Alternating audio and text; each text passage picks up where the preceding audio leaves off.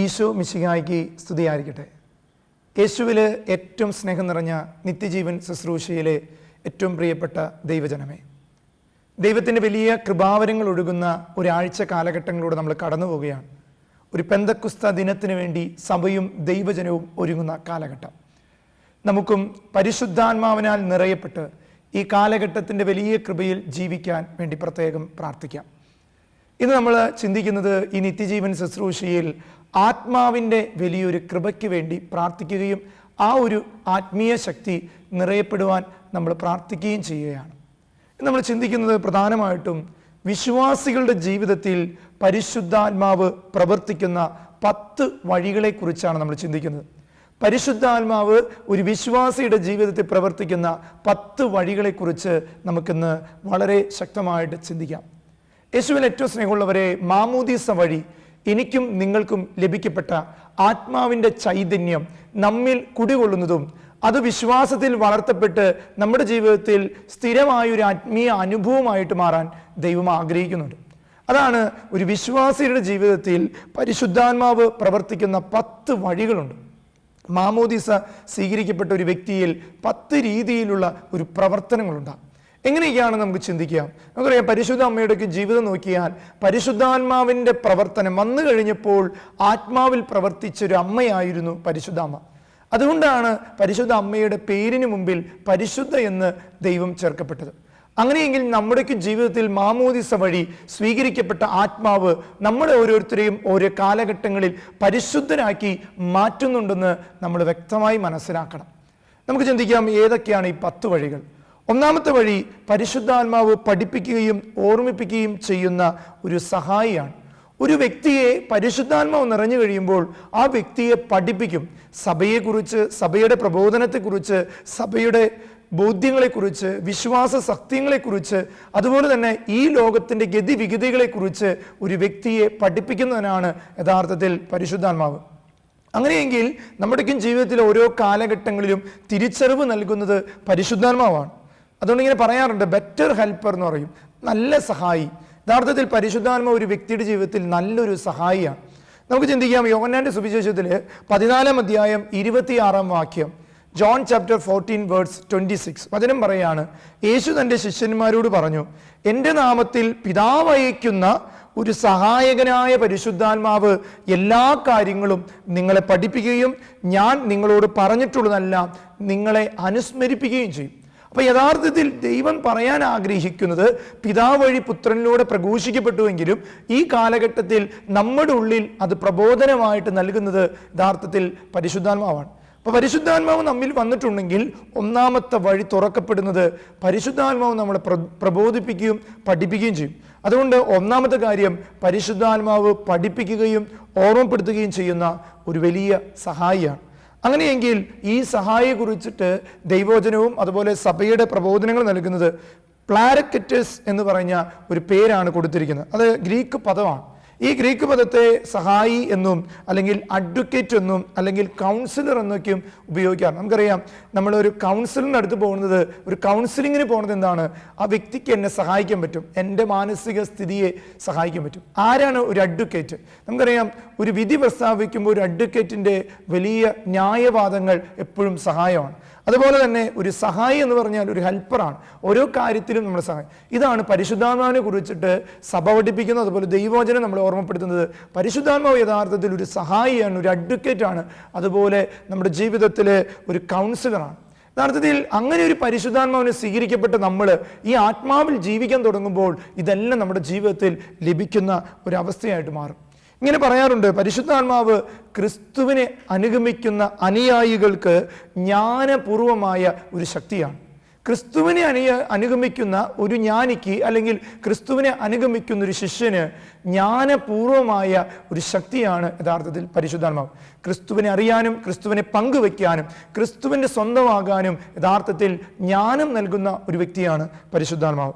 അതുകൊണ്ട് യേശു തൻ്റെ ഈ ലോക ജീവിത അവസാനം സമയത്ത്, ഉത്ഥാന സമയത്ത് ഈശോ പറഞ്ഞു, ഞാൻ നിങ്ങൾക്ക് സഹായകനെ തരും, നിങ്ങൾ ഒന്നിനെക്കുറിച്ചും ഭയപ്പെടേണ്ട, നിങ്ങൾ കാലഘട്ടത്തിനനുസരിച്ച് ഗതിവിഗതികളെ വ്യാഖ്യാനിച്ചറിയാൻ ഞാൻ നിങ്ങൾക്ക് ഒരു സഹായകനെ തന്നിട്ടാണ് പോകുന്നത്. ആ സഹായകന്റെ പേരാണ് പരിശുദ്ധാത്മാവ്. സ്നേഹമുള്ളവരെ, അതുകൊണ്ട് നമ്മുടെ ജീവിതത്തിൽ ഈ ഒന്നാമത്തത്, നമ്മുടെ ജീവിതത്തിൽ നമ്മളെ പഠിപ്പിക്കുന്നതും വഴി നടത്തുന്നതും പരിശുദ്ധമാണ്. അതുകൊണ്ട് എന്നും നമ്മൾ പ്രാർത്ഥിക്കണം, ആത്മാവേ എന്നെ വഴി നടത്തണമേ, എന്നെ പഠിപ്പിക്കണമേ എന്ന് നമ്മൾ ആഗ്രഹിക്കണം. രണ്ടാമതായിട്ട്, വിശ്വാസിയുടെ ജീവിതത്തിൽ പരിശുദ്ധാത്മ ചെയ്യുന്ന ഏറ്റവും വലിയൊരു പ്രവർത്തനമാണ് പരിശുദ്ധാത്മാവ് പാപത്തിൻ്റെ ലോകത്തെ കുറ്റപ്പെടുത്തുകയും ജ്ഞാനപൂർവകമായ ഉപദേശം നൽകുകയും ചെയ്യും. എപ്പോഴും പരിശുദ്ധാത്മാവ് പാപം നിറഞ്ഞ ഈ ലോകത്തെ എപ്പോഴും കുറ്റപ്പെടുത്തിക്കൊണ്ടിരിക്കും. അതുകൊണ്ടാണ് നമുക്കും പാപബോധം നൽകുന്നത്. ഒരു പാപം ചെയ്തു കഴിയുമ്പോൾ പാപബോധം നൽകി അനുതാപത്തിലൂടെ തിരിച്ചു വരാൻ നമുക്ക് ദൈവത്തിൻ്റെ പരിശുദ്ധാത്മാവാണ് കൃപ തരുന്നത്. അങ്ങനെ പാപം ഉപേക്ഷിച്ച് ജ്ഞാനത്തിൽ ജീവിക്കാൻ ദൈവം നമുക്ക് വലിയൊരു ശക്തിയും കൃപയും നൽകുന്നുണ്ട്. അതിന് സ്നേഹമുള്ളവരെ, നമുക്ക് തിരിച്ചറിയാം, ഒരു കുറ്റവാളി ശിക്ഷിക്കപ്പെടുമ്പോൾ ആ വ്യക്തിയുടെ തെളിവുകൾ അഭിഭാഷകൻ കോടതിയുടെ മുന്നിൽ തെളിവുകൾ പറഞ്ഞു വയ്ക്കും. എന്താണ് ഈ അഭിഭാഷകൻ ഈ തെളിവുകൾ പറയുന്നതിന് മെയിനൊരു കാരണമുണ്ട്.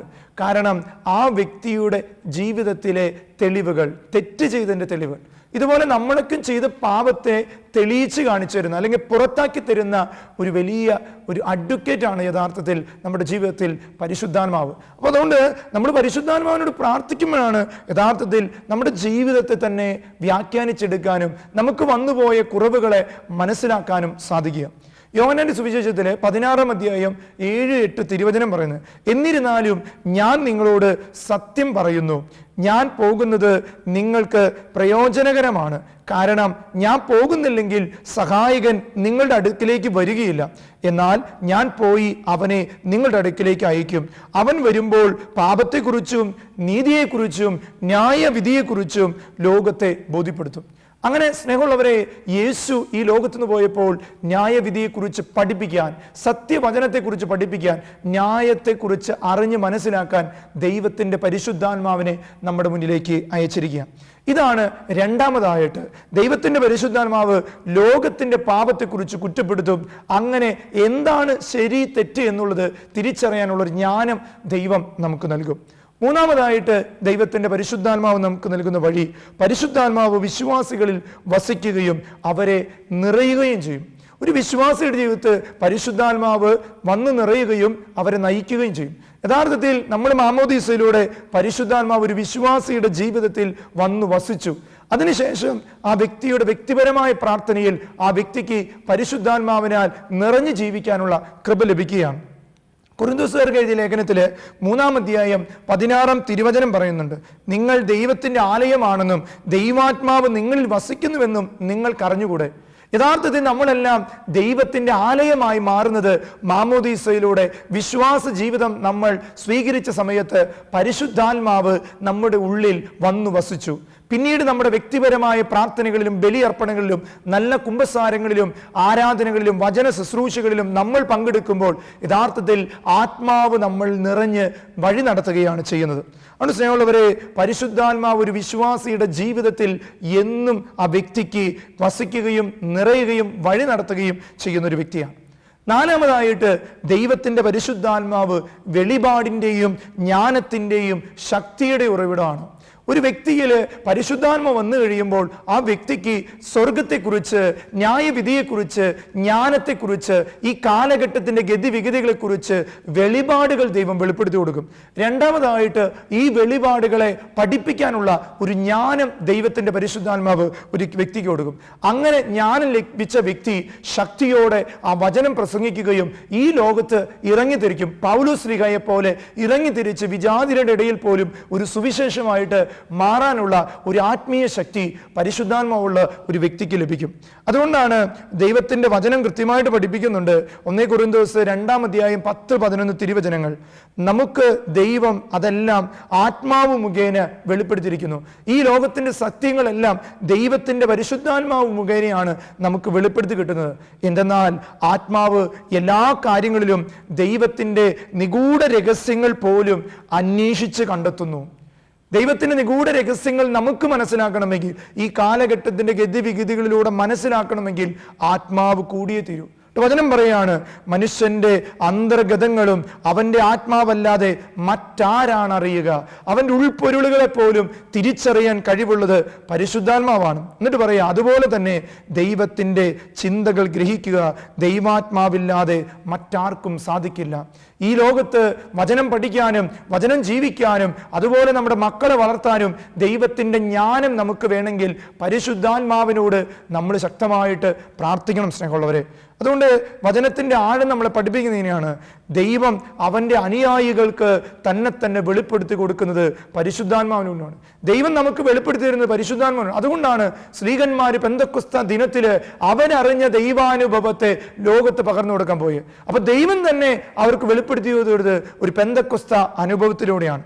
രക്ഷയിലേക്കും പ്രത്യാശയിലേക്കും ഒരു ക്രിസ്തു വിശ്വാസിയെ വഴി നടത്തുന്നത് പരിശുദ്ധാത്മാവാണ്. നമുക്കറിയാം, മരണാനന്തര ഒരു ജീവിതം ഉണ്ടെന്ന് ബോധ്യപ്പെടണമെങ്കിൽ അത് പഠിച്ചതുകൊണ്ട് മാത്രം കാര്യമില്ല.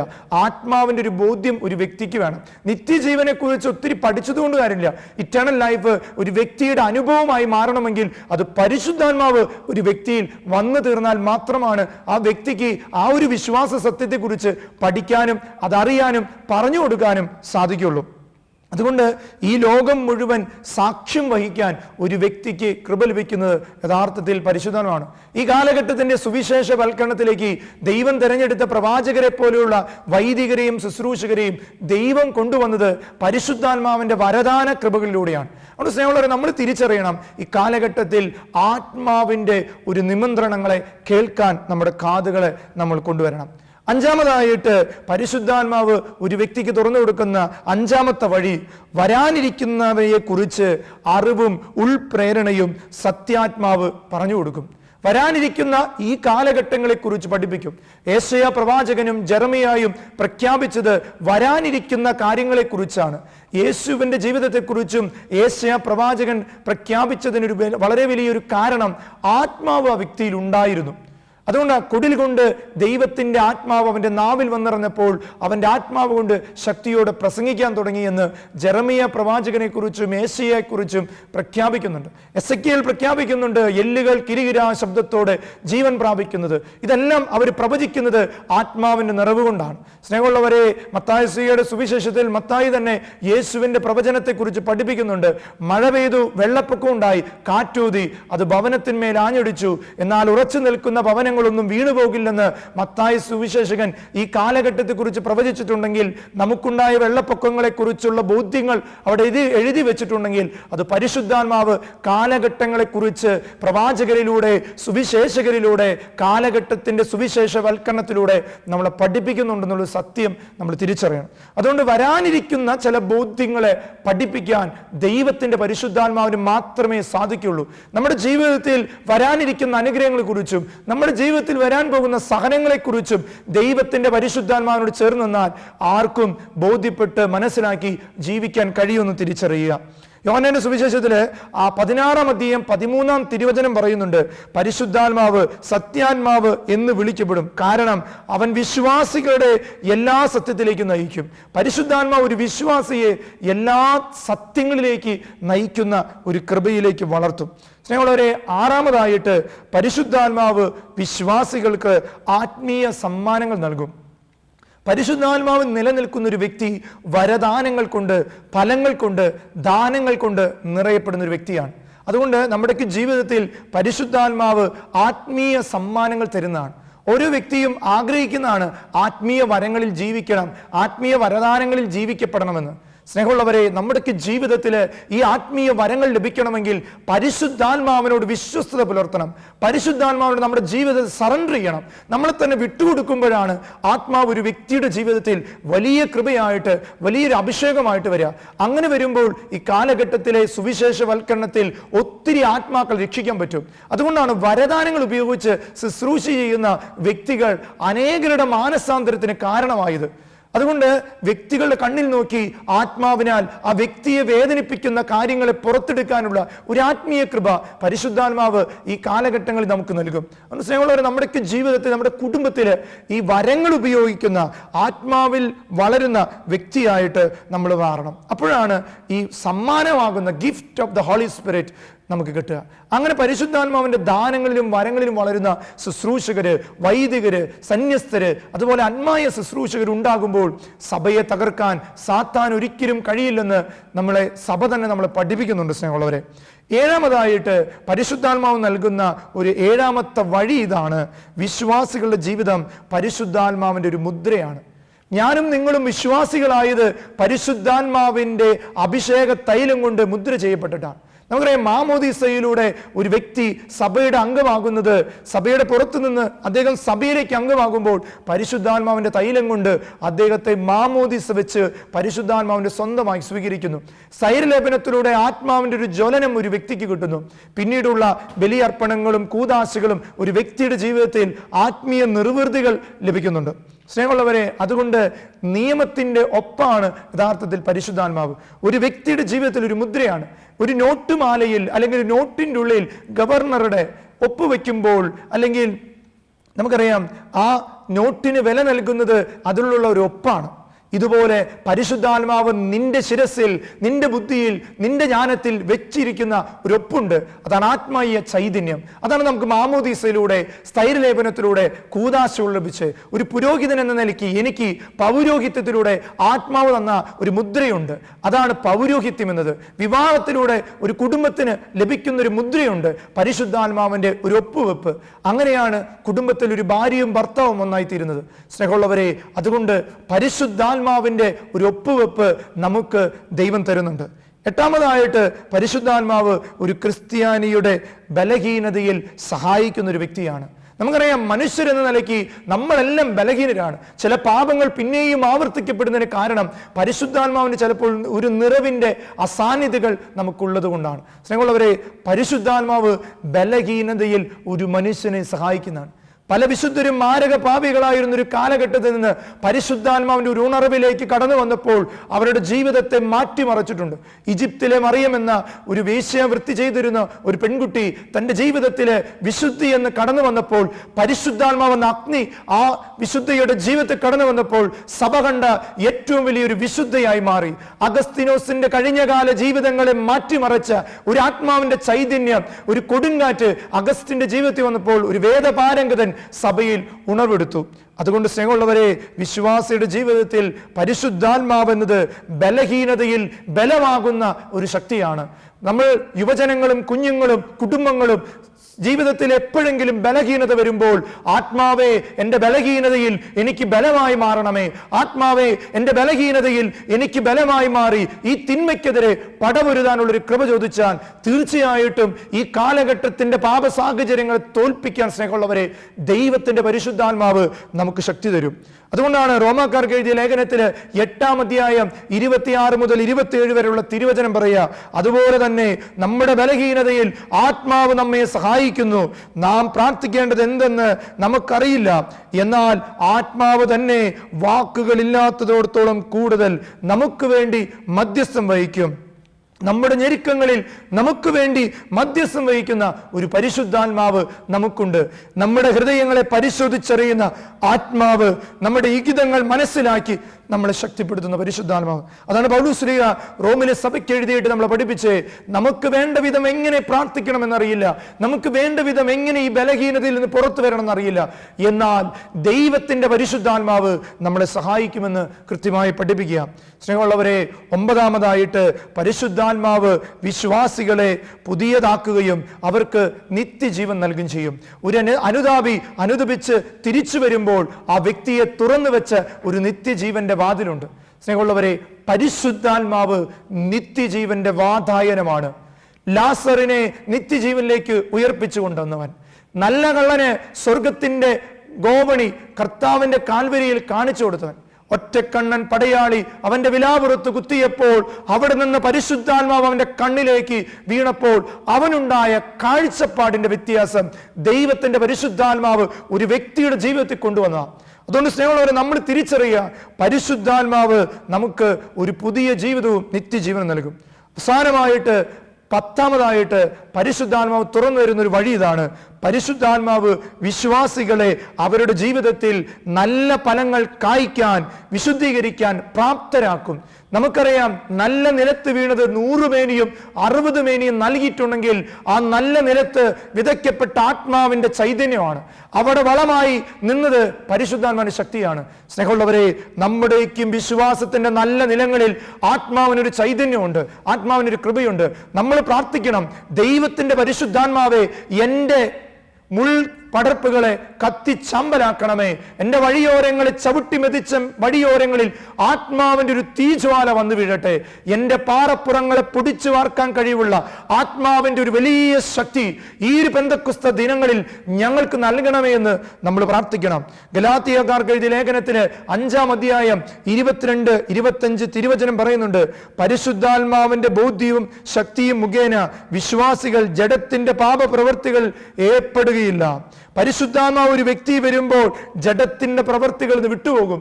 നമുക്കറിയാം, ആദ്യ മാതാപിതാക്കൾക്ക് തെറ്റുപറ്റിയത് ആത്മാവിന്റെ സ്വരത്തിൽ നിന്ന് അവരകന്നുപോയി. സ്നേഹമുള്ളവരെ, കാലഘട്ടത്തിൽ നല്ല ഫലം പുറപ്പെടുവിക്കണം. അത്തിവൃക്ഷത്തെ പോലെ ഉണങ്ങി നശിക്കാനായിട്ടല്ല ദൈവം നമുക്കൊരു സൃഷ്ടി ജീവിതം തന്നിട്ടുണ്ടെങ്കിൽ, സൃഷ്ടിയാവ് ആഗ്രഹിക്കുന്ന ഒരു സൃഷ്ടിയായി മാറാൻ, ഫലം പുറപ്പെടുവിക്കുന്ന ഒരു കൃപയായി മാറണം. നമുക്കൊന്ന് കരങ്ങൾ കൂപ്പിപ്പിടിക്കാം. ദൈവത്തിന്റെ പരിശുദ്ധാത്മാവെ, ഈ ശുശ്രൂഷയിൽ പങ്കെടുക്കുന്ന സകല ദൈവജനത്തെയും ആത്മാവിനാൽ നിറയ്ക്കണമേ. പരിശുദ്ധാത്മാവിന്റെ ചൈതന്യം ഈ സമയം സകല ദൈവജനത്തിന്റെ മേൽ നൽകണമേ. ഈ നിത്യജീവൻ ശുശ്രൂഷയിൽ പങ്കെടുക്കുന്ന ദൈവജനത്തിന് ആത്മാവിന്റെ നിത്യജീവൻ നൽകാൻ കൃപയുണ്ടാകണമേ.